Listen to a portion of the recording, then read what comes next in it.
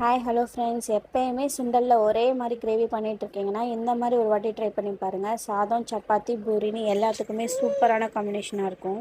ஒரு 1/4 கிலோ அளவு சுண்டல் நல்லா 3 மணி நேரம் ஊற வச்சு குக்கரில் 3 விசில் விட்டு எடுத்துட்டேன்.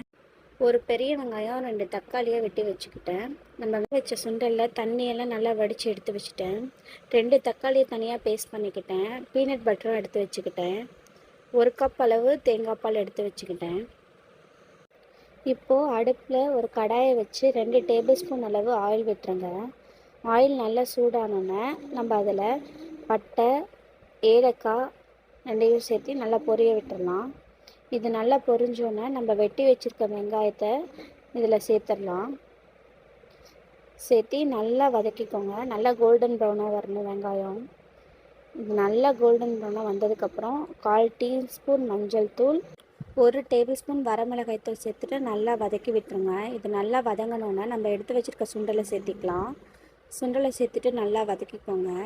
அது மேலே நம்ம வெட்டி வச்சுருக்க தக்காளியும் சேர்த்து வதக்கிட்டு தேவையான அளவு உப்பு போட்டுக்கலாம். நான் 2 டேபிள் ஸ்பூன் உப்பு சேர்த்திருக்கேன். இதை ஒரு 2 நிமிஷம் வதக்கணுன்னா நம்ம எடுத்து வச்சுருக்க தேங்காய் பாலை சேர்த்திக்கலாம். அடுப்பு சிம் பண்ணிவிட்டு சேர்த்திக்கோங்க.